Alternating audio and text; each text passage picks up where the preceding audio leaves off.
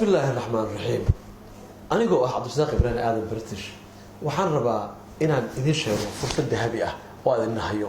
تسوء إن الدوام بالله بدونه كورسو لغة إنجليزية أو أونلاين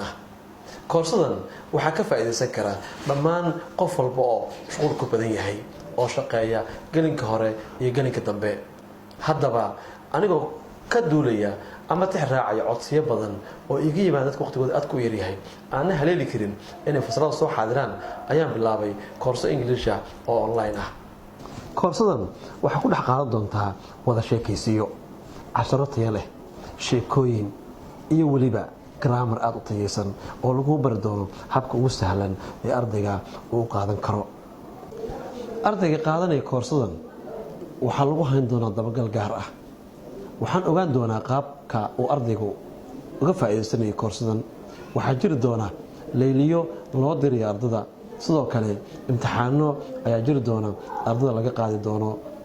ugu dambeyn ardayga dhameystay koorsadan wuxuu awood u yeelanayaa inuu markaasi baran doono inta u dhaxaysa 10,000 ilaa 15,000 oo eray koorsadani waxay si gaar ah u anfici doontaa dadka raba dibadaha ee raba inay bartaan luqadda looga gudbo ee raboorada waxaa si gaar ah u caawin doona ganacsatada dibadaha aada kuwaas oo u baahan inay bartaan qaabkii ganacsigooda ay dadkan ula macaamili lahaayeen iyo inaan bari doono luqadda ugu fiican ee la isticmaalo markaad soo ganacsanayso oo aad la macaamilayso markaasi ganacsato kale oo ku hadlaya luqadda Ingiriiska koorsada ayaa bixi doonta badanaa xilliga habeenadii balse dhib ma laho haddii aad ka daahdo ha ka cabsanin casharkii baxay ee si toos kugu soo dhacayo laptopkaaga sidoo kale waxaan soo geli doonaa qadadka marar badan si live ah taasoo ay awoodi karaan in ka badan ku arday inay si live ah ay arki karaan aniga wax sharxaya aan ka jawaabi doono si toos ugu jawaabi karo mas'uuliyadooda iyo fariimaha ay soo dirayaan